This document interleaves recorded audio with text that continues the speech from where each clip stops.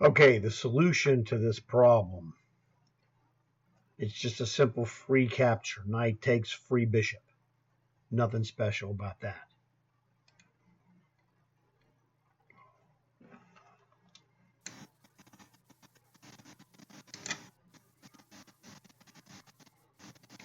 Problem 2, rating 221. All right, this is a simple Three Stooges mate.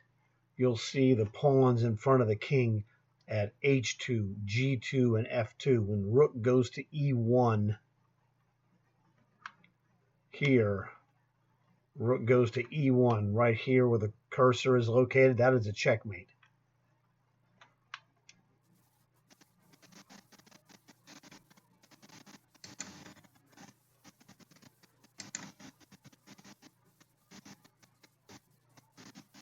Problem 3, rating 280.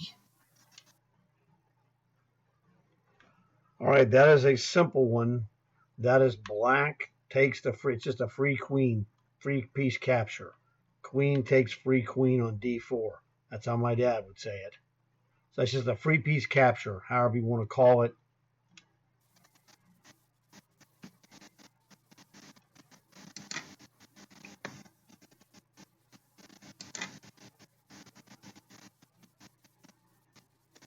Problem 4, rating 334. All right, this is a simple Three Stooges checkmate. You got the king covering g3, g4, and g5, like Moe, Larry, and Curly. So rook takes h2 right where the cursor is at. That is a side rank Three Stooges checkmate.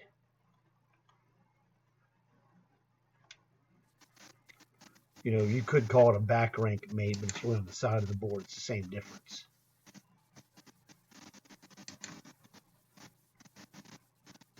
Problem 5, rating 300, looks like 69. All right, this one is just a simple double attack.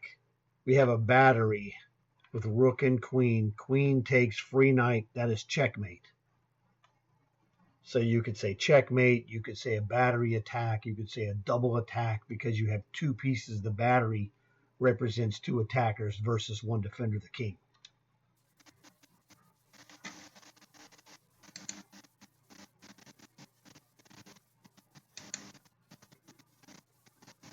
Problem 6, rating 418.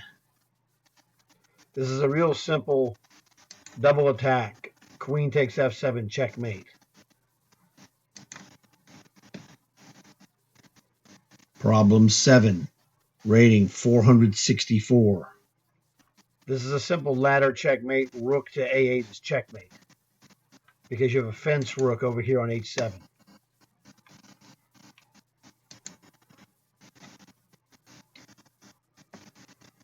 Problem 8, rating 540. This is a bump and score. Queen takes f2 check, bumps the king in the corner. Queen f1 check, rook takes queen, rook takes rook, checkmate.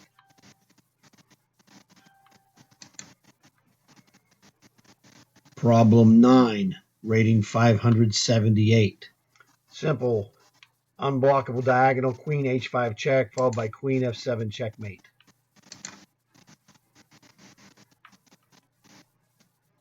Problem 10, rating 624. Queen takes f7 check, king 8 d8, queen takes free bishop, checkmate.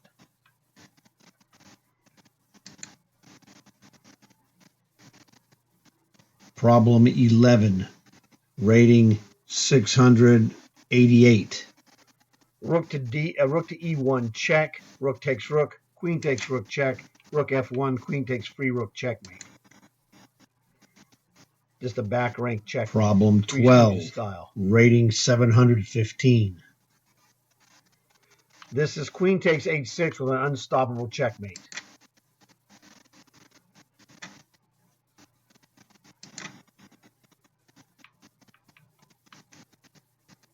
Problem 13, rating 789. Queen d1 is self-sealing checkmate.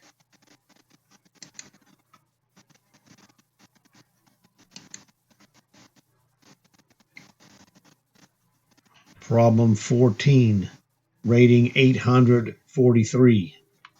Rook to f7, that is a checkmate, right where the cursor is at.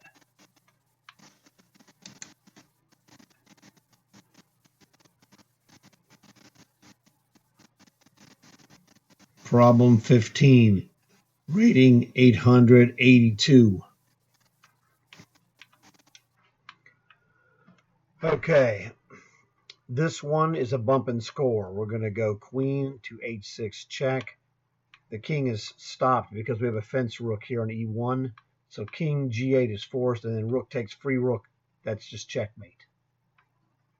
A little more complicated than your regular problems.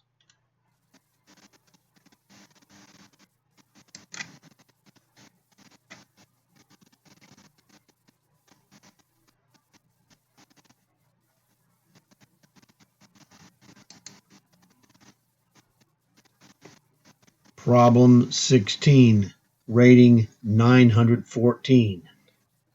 This is another bump and score. Queen to e2 check. King goes to g1 forced. Queen e1 check. Queen takes queen. Rook takes queen. Checkmate.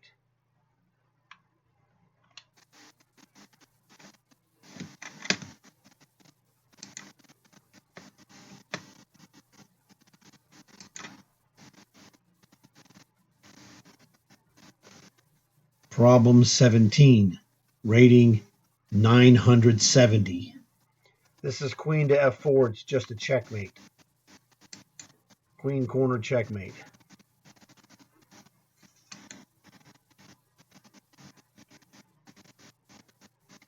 Problem 18, rating 1013. All right, this one's a little bit more complicated, but not too difficult. Queen to h5 is an unstoppable checkmate here on h7. But whenever you have unstoppable checkmate, you have to make sure that the enemy has no counter move that breaks up. You're not hoping to checkmate him, you're forcing it. That's the difference. And sometimes you're going to have to really do some calculations, but not on an easy problem like this, but later on.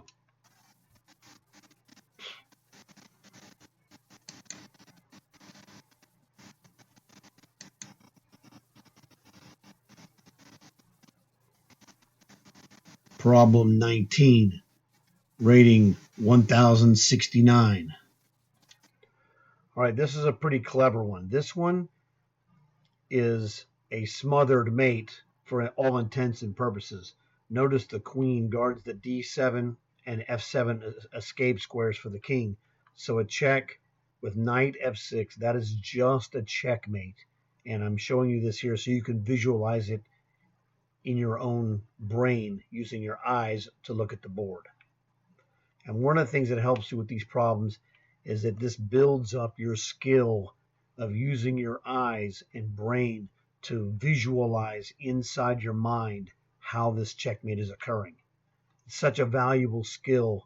It's just hard to imagine not having it once you get it.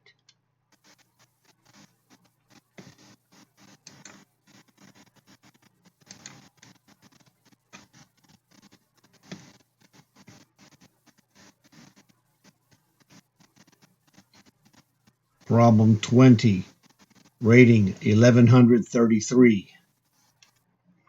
All right, now this one I'm going to show you. You're going to find the blunder. Well, actually, there's really 2 or 3 blunders you could make in this position. If you're a beginning type player, the obvious blunder: queen d7 check, rook takes queen, and your game is basically ended. Queen to c7 check. Once again, you have the rook on c4, just takes this. Rook takes queen, and then your game is over. The move that wins is queen takes b7 check. This is kind of like, it's a battery 7th rank mate, whatever you want to call it. It's really a double attack on b7. Again, it's got a battery. You could say it's a battery at checkmate. Double attack is your queen and rook are both attacking b7, defended only by the king. However you want to categorize this for your own brain, that's the best way to do it.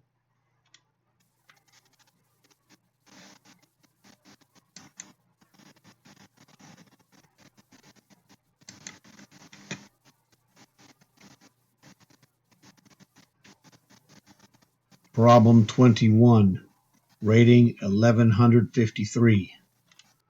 All right, this is what I call the Queen Knight walk. Queen and Knight are double attacking F2. So the Queen is a fence piece. Queen takes F2 check. The King is bumped. You could call this a bump and score as well, but I call this a specific type, the Queen Knight walk. Queen takes F2 check. King D1 forced only move. Knight comes into E3 checking the King on D1. Again, the Queen is a fence piece on F2. King C1 is the only move. And then the Knight is on E3 covering C2. So Queen from F2 to C2 is a checkmate. Again, this is super important for you to be able to visualize this happening on the board without moving pieces.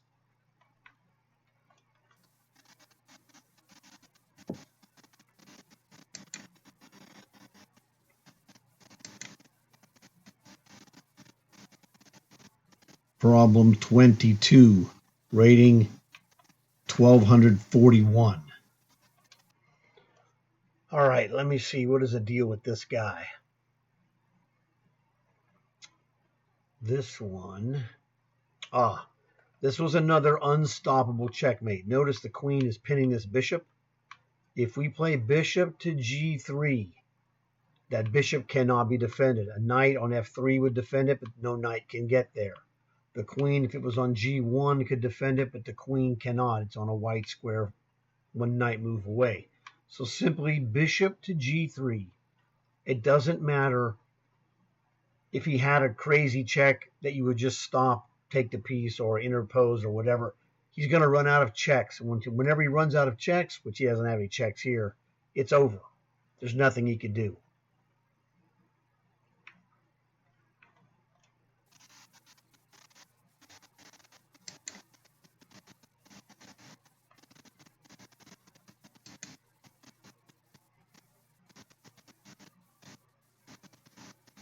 Problem 23, rating 1285.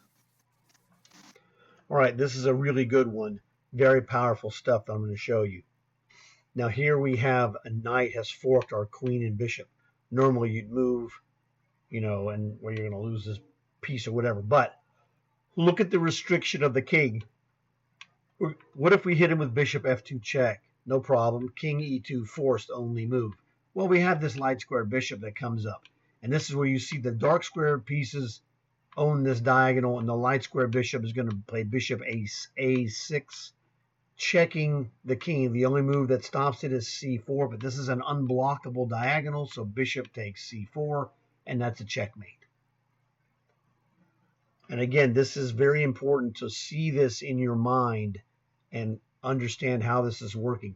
If you're finding these visualizations difficult, what that's telling you is that your game is weak in the areas where you find it to be difficult.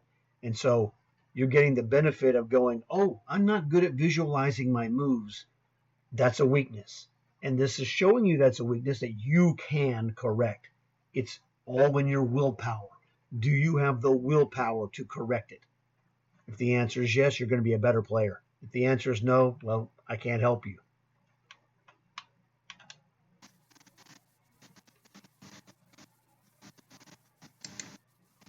So that was a double bishop mate.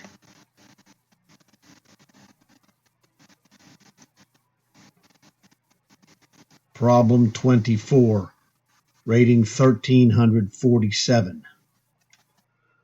Okay, what do we have? We've got a powerfully established pawn. The obvious move, queen takes pawn check. Well, it's not only obvious, but it's obvious and good, because no matter what move he goes, king G1 or king H2, queen to G2, he takes the pawn with check on F3 and goes queen G2. That's a checkmate. A double attack, it's just a simple double attack on the square of G2, which forces a checkmate because your queen cuts off all escape.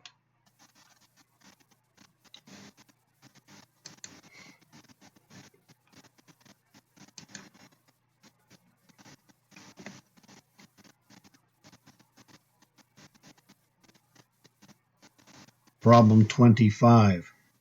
Rating 1392. All right, this is a bump and score.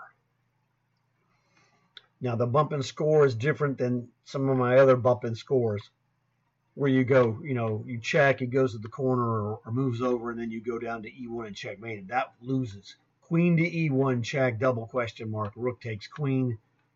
You can play rook takes rook check, king to F2, rook to F1 check, guarded by the bishop, and then he escapes, king G3.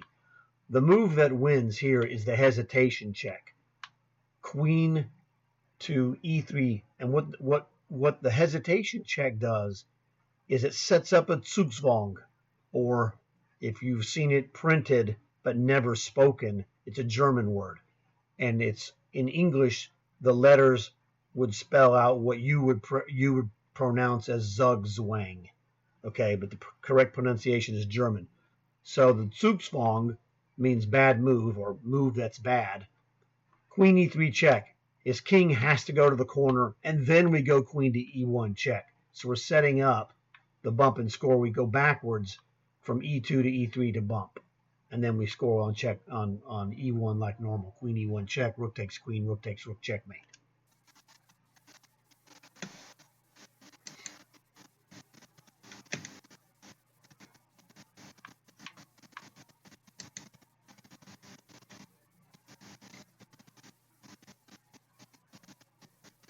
Problem 26.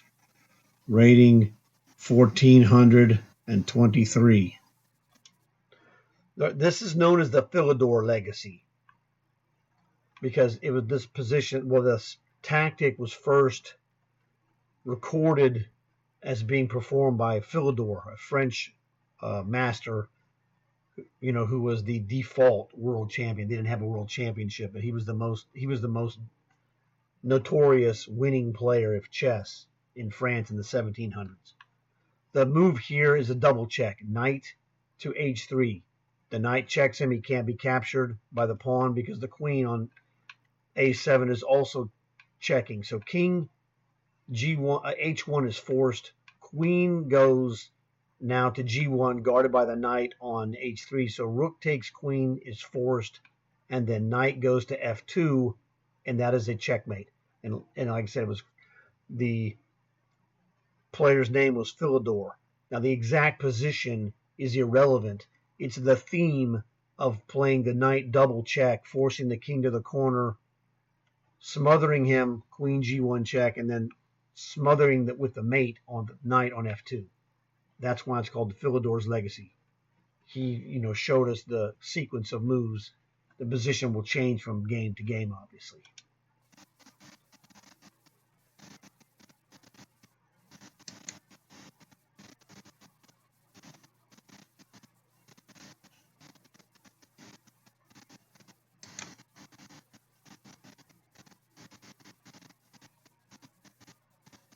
Problem 27.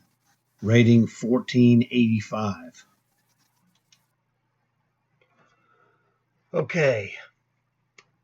Here is the dealio.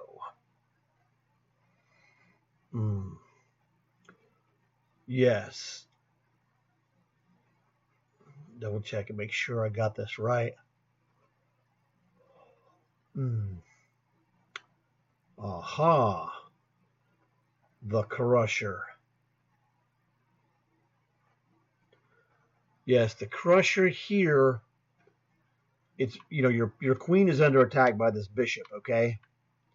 The Crusher is, we have this rook and queen battery, but our bishop on F6 interrupts the battery's effect. We cannot play queen takes F2 because he would just play king takes free queen and you lose. That's how my dad would say it, so there you go. The key move is to clear the line that the bishop is blocking. Bishop to C3 check, guarded by this rook. So what happens here is that if he moves his king to f1, queen takes f2 is a checkmate.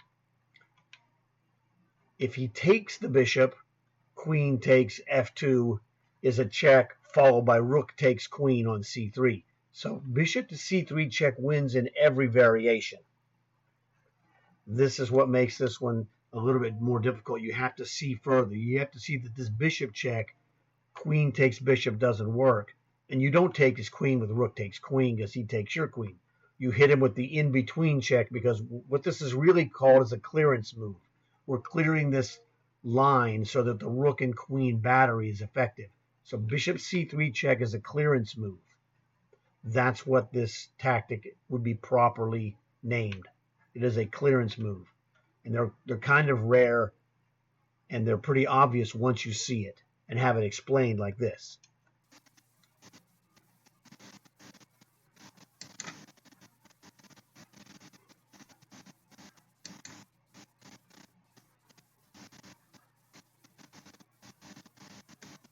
Problem 28, rating 1518. This problem is really, I think, harder than 1500, but it's an awesome solution that most people would be stumped by. And the killer part is it's a queen sacrifice. You have to play queen takes knight check. What happens is this is a decoy. It decoys the king. It also destroys the protection of the king. So queen takes knight check, double exclamation. King takes queen is the only move. And then we hit him with the double check. Bishop takes c3, checking him from the bishop on c3 and also checking him from the rook on e1. The only legal move he can play is king d1, and then rook goes right down here to e1, guarded by the bishop on c3, and that is a checkmate. Really fantastic if you figured this one out on your own, because it's a little more difficult than a 1500 player or problem should be, in my opinion. You got to know some chess to play queen takes knight.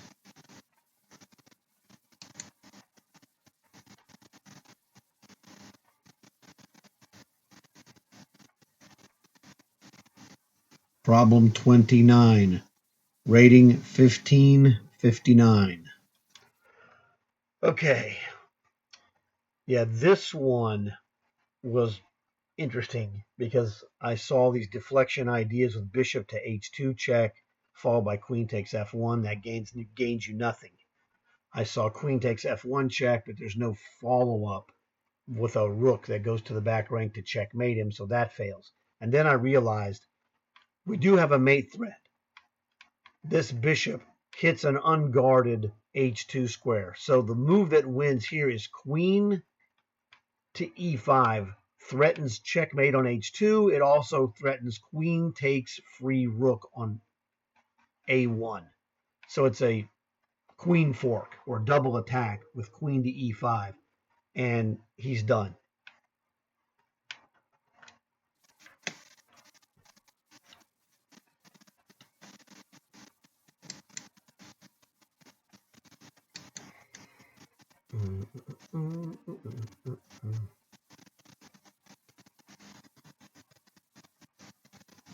Problem 30, rating 1634. This is a good one. The two rooks next to the king sets him up for what is known as the epaulet mate, which is queen to e3. Now, this is the correct move, but it's not a checkmate because he's got the resource knight to e2 blocking that checkmate. And it's called epaulet because it's like the king is the head, and an epaulet is like a military uniform in the olden days where they had these giant braided shoulder parts, like a football player has big shoulder pads. Well, they'd have shoulder pads for the military uniform, but it would be decorated with usually gold braid, for example. And so it looks like a head with two football player shoulder pads. Queen e3 check is the move, but since he has knight to e2 that stops the checkmate, that's fine because his king is now trapped by this queen. And then the simple knight takes c2 delivers the checkmate. The king cannot move. So you learn two things here. There's an epaulet mate pattern that in this case he's got an exception defense. And then we just crush him with what is more or less a smothered mate type of knight move. With knight takes c2 for checkmate.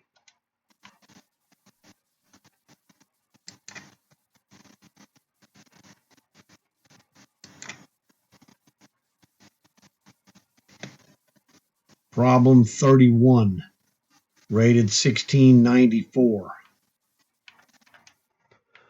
All right, this is one of the problems I was talking about earlier, that this one is an unstoppable checkmate. The first move that I looked at, though, was I looked at the sacrifice, rook to h1 check, king takes rook, queen to h4 check, but we have nothing else to do that really does it. We could technically play g3, okay, but what happens is this would win, and it would be a checkmate, but this bishop over here on c5 blocks the f2 pawn from moving. So it's less efficient, and in these games, in this game of tests of chess position solving, you would get an X. The correct move is simply queen to h4, threatening queen to h2 or queen to h1. There's two different checkmates, and there's nothing he could do because the bishop on c5 blocks the f pawn from moving. The king cannot escape. So that is the key. Queen to h4, unstoppable checkmate. It doesn't matter what moves that white plays, he's checkmated on the next move.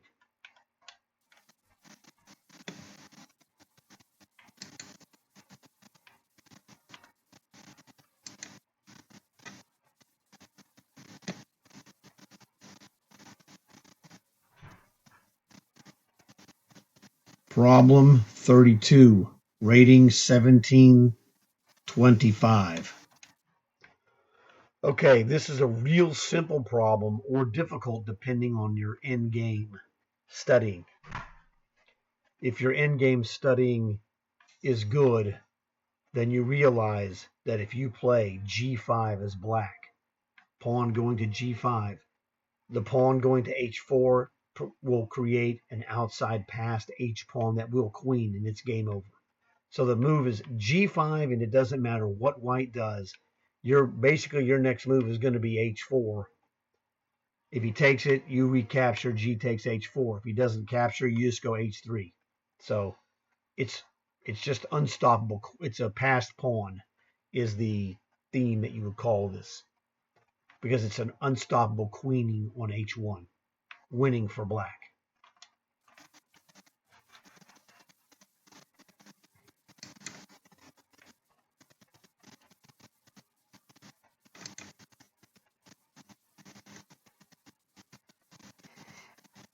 Problem 33, rating 1751. All right, this is white to move. What are we doing? Well, what's he threatening? That's my dad's rule number 2. He's threatening rook c1 checkmate or rook to h1 checkmate. So we do the obvious move. The brute force technique that I use is, well, let's just make the most obvious move, which is queening. Pawn queens on e8. What can he do? He can play king to d5, and then we're going to checkmate him with queen to e5. Notice we have this fence rook here on h6. This is a fence position. He cannot pass this. This pawn creates more squares he cannot pass. So queen on e8. If king d5, queen to e5 is checkmate. So he goes king to d3. And we're going to hit this guy with queen, pardon me, queen to g6. Check him on the light square diagonal, because we'll make him go to e3 and then play rook to e6 and crush him. Now we queen and he goes king to f3. We have a similar idea. We could play queen h5 check. We could play queen to c6 check. And once again, we're going to move this guy. But really, queen to g6 check, I think, is the right move here on king f3. Although technically we could play queen f7. It's the white square queen checking is what's killing him. So it's just queening the pawn, and then we're going to check him until we checkmate him, because his king is completely undefended in the center of the board, and we have a rook and queen. It's goodbye, Charlie.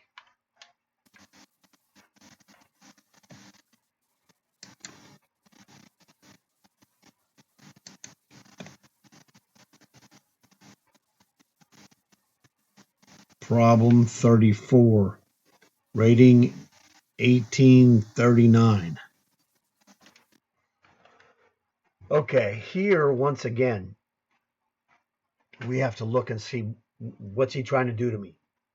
Well, conceptually, he's trying to do some kind of checkmate, but right now the queen on e4 is dominating, stopping g2 and h1 checks. So we're good there. So when I was thinking about it, I realized that we're in good shape because defensively our queen is doing a terrific job. The move for this is simply knight to f6. And what that does is that threatens unstoppable checkmate on h7. Queen h7 will be checkmate. There's nothing he could do. Now he can check you. If he goes rook h1 check, yeah, that stops it, but it's queen takes free rook, and you're just a rook ahead, and you're going to come back and close this game out. Conversely, queen g2 or queen to h2, we just take the queen for free. It doesn't really matter. The key thing you have to understand is that if we play knight f6, we have a checkmate on h7. The only thing he can do really is rook h1 check, and we play queen takes free rook, and it's game over. But it was a kind of a difficult problem.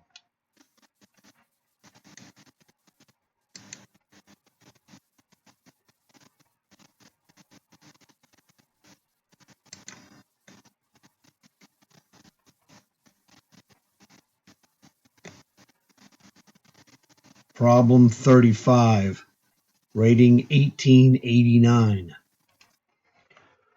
Okay, so here, the obvious move, brute force technique. The most obvious move would be either queen to d5 check, but he has king takes free knight, so I don't like that move. But that is, to me, the most obvious move. It's also the most obvious blunder. So this is a key thing. This is also training you to spot mistakes in your attacking and then learn to spot them on your own and sidestep them and don't make those moves. So we go, okay, queen d5, double question mark, king takes free knight, and he's home free. So what if we play rook to d5 check? Well, the only square he could really go to, he could go king to c8, but then we could just destroy him with knight to b5 or knight to actually a6, because he's going to go king b8 and then queen c7 is a checkmate. So king c8 is no good. Rook d8 check, rook d5 check, king c8 loses.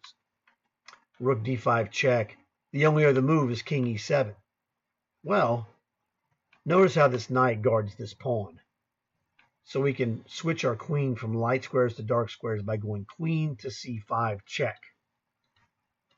And what has he got? We could also play queen at b4 check. I think both of these are basically the same. Rook d5 check, king e7. Oh no, actually we could do that.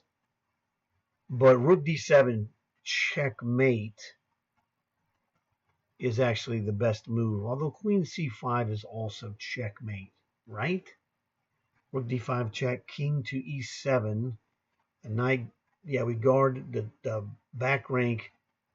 ed and f8 are all guarded.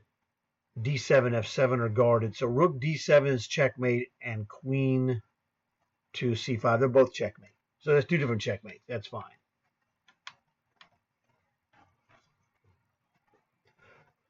So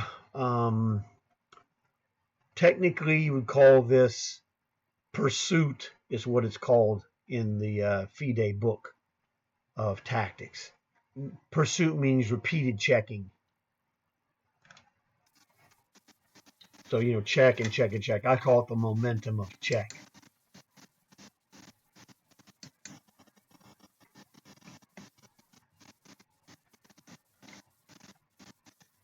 Problem 36, rating 1931. All right, this was a really hard one as well. The move that wins is not obvious. It's obvious, but the winning isn't obvious. It's that the technique you have to play, the thing you have to know to win this is obvious once you've learned this lesson. So once you learn this today, it's going to be obvious for you for the rest of your life. And the winning move here, let me show you the blunder. Bishop f2 check is a blunder. He can play rook takes, and then you play queen to h2 check. Although you're going to win this. King to f1, queen to h1 is checkmate. And actually, bishop to f2 wins. It's just less efficient than playing bishop to h2 check. Wait a second, is that correct? Wait a second. Maybe I got this actually backwards. I got to think about this for a second. Yes, I think I have it actually backwards. I'm sorry. Bishop to h2 check is the blunder because he's got king to h1. Sorry, I made a mistake of flip-flopping. It's not bishop h2 that wins, it's bishop to f2 that wins. Because bishop f2 wins, rook takes or queen takes. But if he plays queen takes and you play knight takes queen, well then he plays rook takes knight, and he's still alive. He's losing, but he's alive. Well, maybe he might not even be losing. I think he's losing. But bishop f2 check wins because queen h2 check, queen h1 is checkmate. That's why.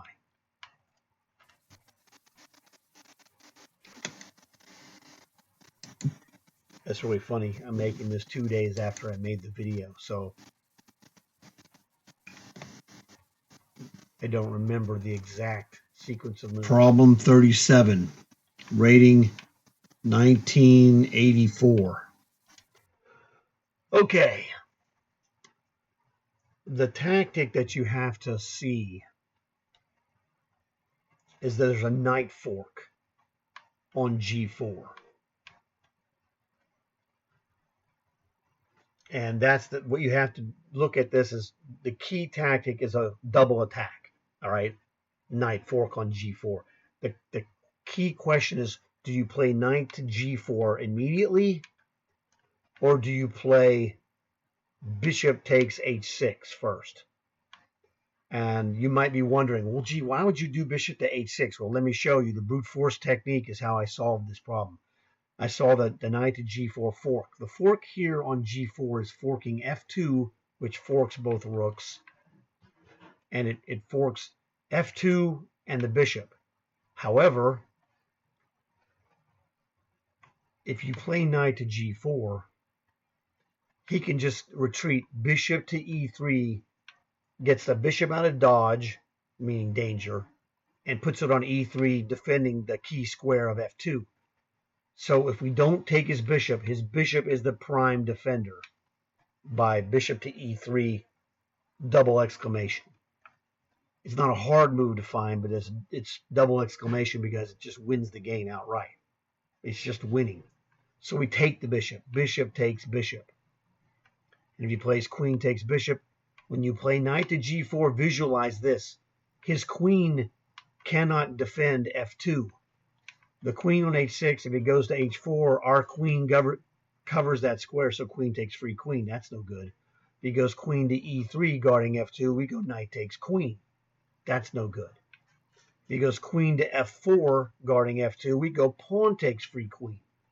So the key move is bishop takes h6 because it sets up our knight fork of knight to g4. And basically he goes queen to d2, and we play knight takes f2. Both rooks are now forked. We're getting a pawn for it as well. So we're getting a pawn and a rook for our knight. He can choose whichever one he wants to give us. We don't really care. So that's the thing. It was, it's a little more difficult than it looks because it presents a sequenced attack.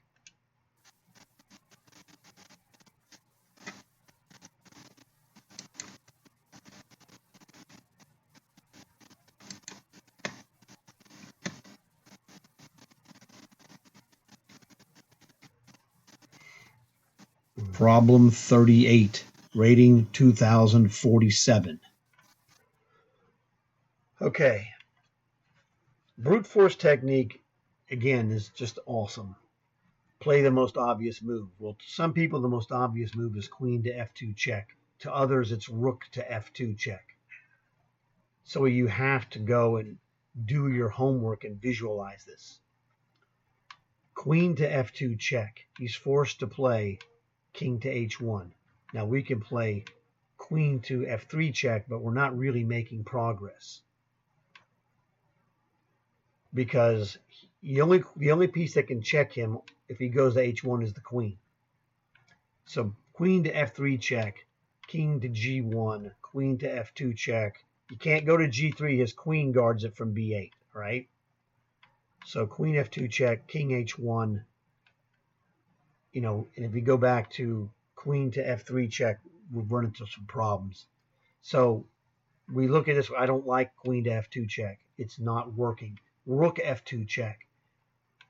Now, the best move, shockingly, it looks like king to g1, walking into a discovered check.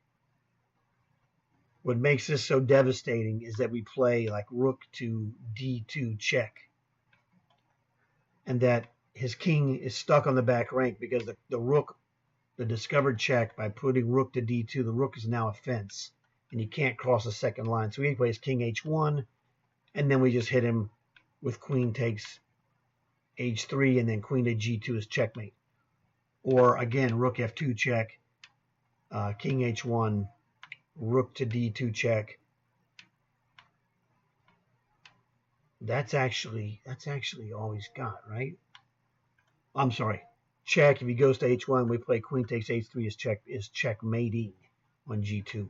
Rook f2 check, king to g1. Again, it's rook to d2, and if he goes f1, queen to f2 is a checkmate, or king to h1, queen takes h3 is checkmating. He'll checkmate on the next move. So this is the key. Rook to f2 check. If he goes king to h3, queen takes h3, king g1, and then queen checkmates him on g2, guarded by the rook. So it's rook to f2 is the winning move. Again, this is a pursuit, meaning a momentum of just check and check and check to, put the pieces in the right position. We're getting close here.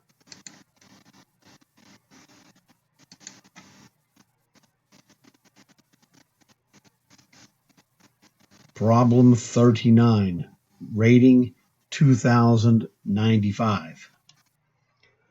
Okay, here's into the 2000 plus.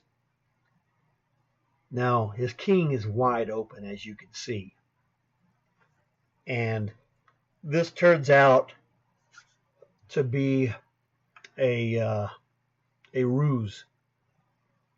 It's not, his king is open, but we're lacking the light squared bishop or a rook on the 7th rank to help the queen. So that's not really the winning move. Every time you look at stuff check-wise or whatever, nothing works. And then I was like, well, you know what? Look at his queen. Where's his queen going to go? His queen is trying to retreat at some point. Queen to c5, for example. All right? I said, what if we go, we need this rook to guard this knight, so leave this rook here. So let's go rook A to c8. And what does that do? If I put a rook on c8, right above that cursor, notice his queen, if it goes along the sixth rank, we own this square, this square, this square, this square, this square. With rook c8, we own c6. We own this square. We don't own, we own this square too with the queen. He cannot go horizontally. Vertically, when we're on c8, he can't go vertically. Diagonally, well, we own this and this. We own this. We don't own a4, but that's okay. That's the only move he can make. He can go, well, he can go queen to b7 or queen to a4. Either one of those loses because we're using the queen's trapped or almost semi-trapped position to develop this rook for free. Rook to c8, queen moves either to b7 or to a4, and then we hit him with rook to c2, and this checkmate is going to cost him a queen if he goes queen to a4, rook c2, queen takes your rook, rook queen takes his queen, and we're just winning. We're winning a queen for a rook, and that's game over at that point. But it's the queen is semi-trapped, and so we're using this rook to harass this queen. And then we're going to form a battery with a double attack on g2 or h2. So you could just say this is really an extended battery or double attack that wins the game, but really deceptive and was hard to solve. I did solve it, as you could tell.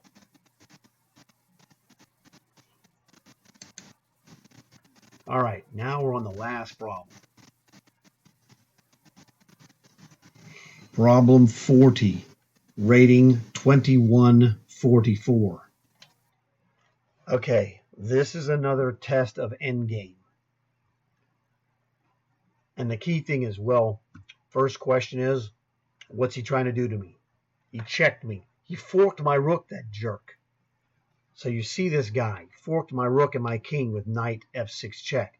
Well, what can I do? Or as my father would say to me when I was a kid, what are you going to do now, Bobby Fischer? Hey, Magnus, how are you going to respond? The answer, you only have two responses. Okay, you have king to h8 in the corner or king to f8. Which is the correct move, essentially what it boils down to. Well, let's look at the one that tells you king to f8.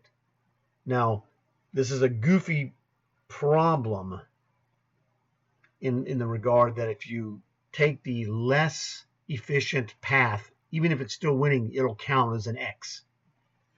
So king to f8, he can take the rook, but it really doesn't. Oh, actually, yeah, he can take the rook, your pawn takes it, and he gets to play knight to e6 check, and he'll stop your pawns with his knight by checking you and then playing knight to c5. Okay. That is the dealio.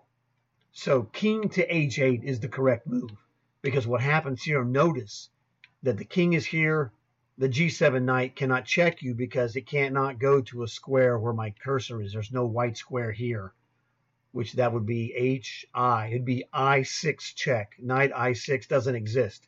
Same thing here. This knight could, if you're on h8, it could check you on f9, but there is no f9. That's the square that it would be checking you on. So when you go king to h8, this is an endgame tactic to avoid checks. The other knight, this is a real helpful hint. The cursor is on h8. This knight takes four moves to get to h8, so it takes 3 moves to check you. Good luck with that. So king h8. Knight takes rook doesn't help him really because pawn takes rook. And then there's an in-game rule that comes into play with pawns and knights, that a knight, any knight, has a hard time wrangling rook pawns. And this is past a pawn that's going to kill him. So king h8, double exclamation, knight takes rook, pawn takes knight. And now he can go like knight to e6, and he can, if you push your pawn to d4, he'll just take it. But you just go a3. And so he goes like knight to d4, a2, knight to b3 stops this one, and then you just push the c pawn. I'm sorry, it's a d pawn. It's captured the knight. You play d4. And he's going to get to a point where if he ever captures your knight on d4 or d2, you pawn queen from a2. So this boils down to rook pawn versus knight, which is winning in so many positions because the knight has a problem stopping a rook pawn that's far away from the king. That's the key. It's a distant rook pawn that the knight has troubles with, not just any rook pawn in general. If the king is close, well, the king will stop it because the knight has a problem with the king. Has 8 squares of movement direction, short range. He's just an absolute killer. So king h8, knight takes rook, c takes d5, which is pawn takes knight. And then he can play knight e6, and then you just go a3, knight d4, blocking the pawn, a2. Knight either goes to c2 or b3 to guard a1, and then you push the d pawn and it's over. So if you need to get a board to set this up and run through these moves, go ahead and do that. It's super valuable to be able to do this visually without having to touch pieces. But do whatever works for you. If you're working your way up to that point, that's fine.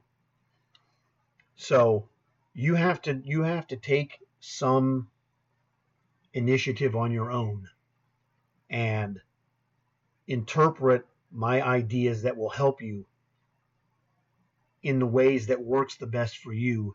That's why I'm so good at what I do, is that I know that there are things that will be a little more helpful for you than necessarily for me. I give you good, correct information from personal experience, and these moves, I did these all myself the way that I'm telling you. I didn't, touch pieces until I saw the problems. But here's the funny thing. Since you've made it to the end, the reason I'm doing this solution this way is because I forgot to do the solution, and I erased the problems. And I was like, oh my God, you idiot. And I thought, the only way I can do this is use my Xbox and get on YouTube and use my own video to solve my problems. So you've learned the secret of why I did this. This was a mistake. All right, I made a mistake to give you this solution here, but I did come up with a solution and took care of everything. It's all good. And like I said, this is actually done. I made the problems, and then this is the second day after making the problems. So I'm not remembering the solutions. I'm just redoing them. I've already done them, so they're familiar to me. When I see the idea, I see it much faster now because I already did it 2 days ago. And this is a thing, chess is like weightlifting. You have to lift weights to become strong enough to lift harder weights. And in chess, you have to solve problems or find moves and positions when you're playing the game or in practice like this to find these moves. And so finding them again the second time is even faster than the first time. The only thing that takes longer is explaining it to you guys in the video. So I don't want to make this any longer than it is. It's probably already long. And that's all good. Now, leave a comment if you would. Say, hey, I got 5 of these problems, or 6 or 7, 8, 9, 10, whatever your number is.